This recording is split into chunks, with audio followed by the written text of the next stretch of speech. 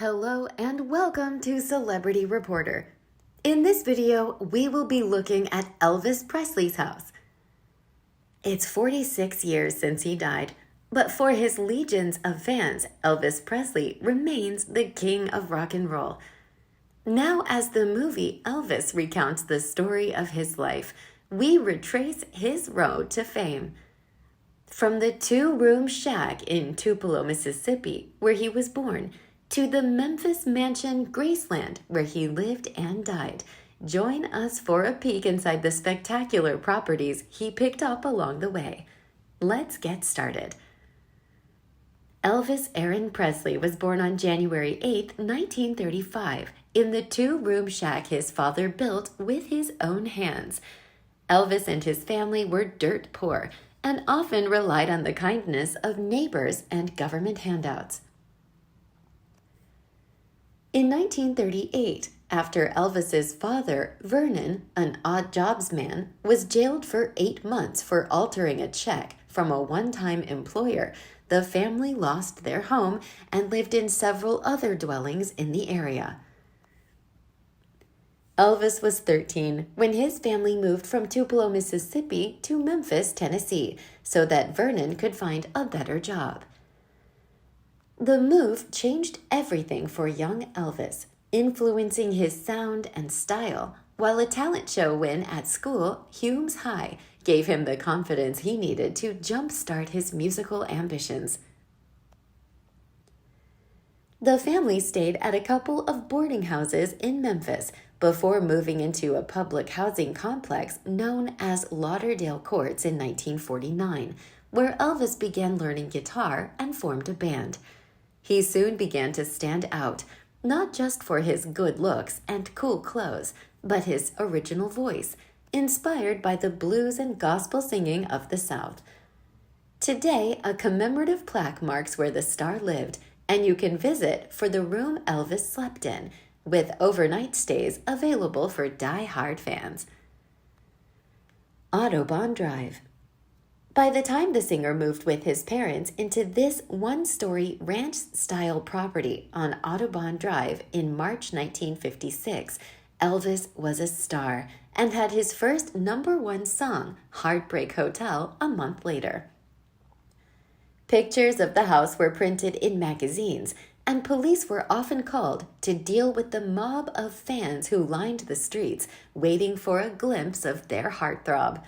This led to the singer selling the property after just 13 months.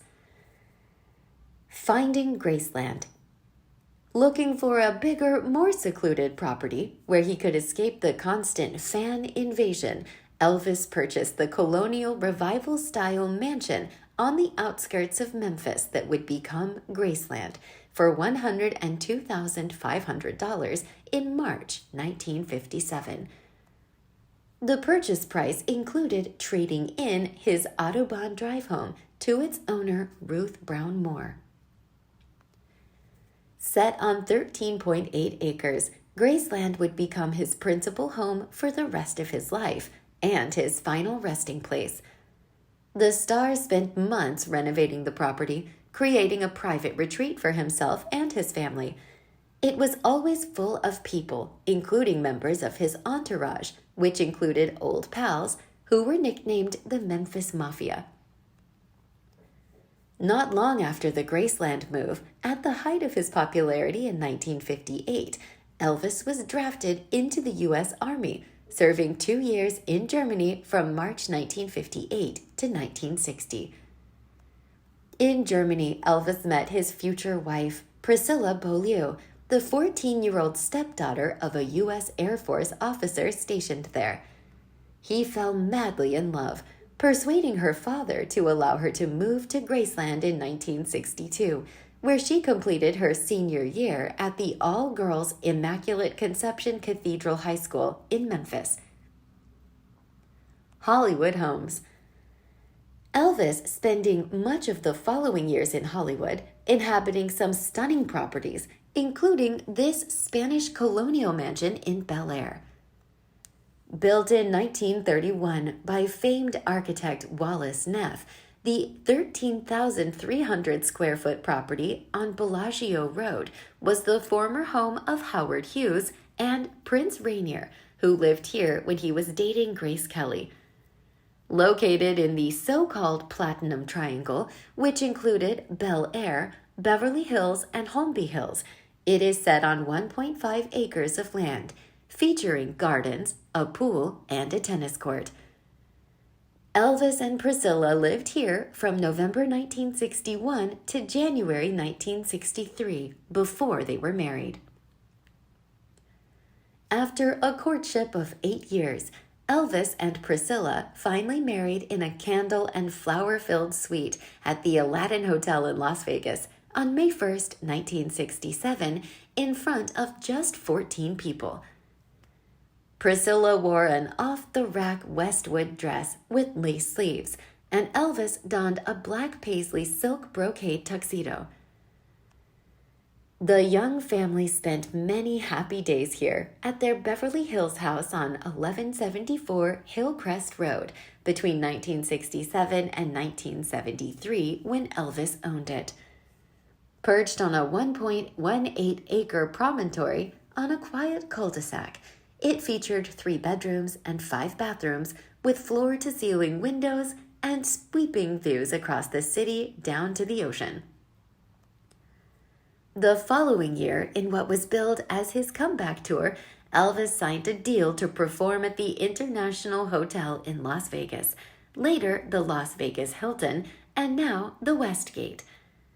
He lived here in the Grand Hotel Suite from 1969 and performed some 837 shows, the last being in December 1976, a year before he died. The 5,000 square foot suite at the then Hilton Hotel, where Elvis lived during these years, has long since been renovated. Now, the Tuscan Villa at the Westgate Las Vegas Resort and Casino, guests have reported feeling his presence during their stay. Some even say they saw his image and heard his music when the radio was switched off. Sadly, in October of that same year, Elvis and Priscilla announced their divorce, having separated a year before. An unconventional marriage, during which Elvis is known to have had many affairs, their divorce was reportedly very civilized. The couple continued to maintain a friendship, sharing custody of their daughter, the late Lisa Marie. Final marital home. Priscilla and the late Lisa Marie continued to live in their marital home in Holmby Hills for 3 years, until Priscilla found an apartment in Marina del Rey. Elvis had bought the 7-bedroom house in December 1970 for $339,000 and sold it to Telly Savalas for $625,000 in June 1973. It sold for $29.3 million in 2020. To the despair of his fans, Elvis's health deteriorated in the later years of his life due to a junk food diet and prescription drugs. He was hospitalized on several occasions and was rushed to Baptist Memorial Hospital on August 16, 1977, and pronounced dead at age 42. Acute respiratory distress was cited as cause of death. Originally buried in a mausoleum in Forest Hill Cemetery in Memphis, he was moved to Graceland and remains alongside his mother and father and grandmother Minnie Mae.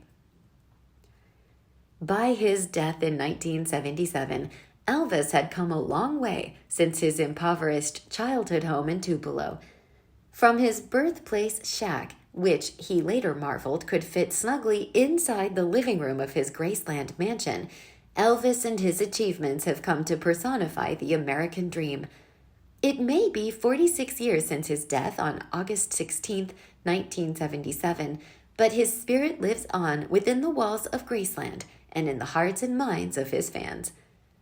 We are super excited about you watching our videos and look forward to your continued support. It means the world to us. See you in the next videos.